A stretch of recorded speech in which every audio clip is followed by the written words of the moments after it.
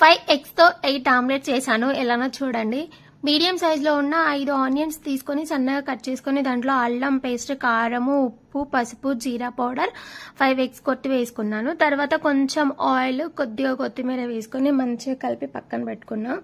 దీంట్లో మనం ఏదైతే పెనంలో వేసుకోవాలి అనుకుంటున్నామో ఆ పెనంలో కొంచెం ఆయిల్ వేసుకొని మంచిగా స్ప్రెడ్ చేసుకున్న తర్వాత నేను కర్రీ స్పూన్తో మాత్రమే వేసిన, అట్లయితేనే 8 ఆమ్లెట్లు వచ్చినాయి అనుకోండి. అట్లా వేసుకొని మంచిగా స్ప్రెడ్ చేసుకున్న తర్వాత పైన కొంచెం మనకి ఉడికిపోయింది అనే టైంలో ఆమ్లెట్ని తిరిగేసిన, అప్పుడైతేనే బాగా వచ్చింది.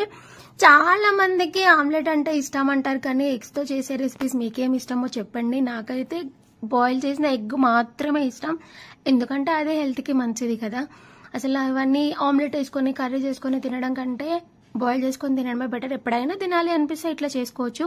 తక్కువ ఎగ్స్తో ఎక్కువ ఆమ్లెట్స్ చేసుకొని ఇంటి లాదులు తినొచ్చు, మంచిగా ఉంటుంది. మీరు ఎట్లా చేస్తారో చెప్పండి. చూడండి 8 ఆమ్లెట్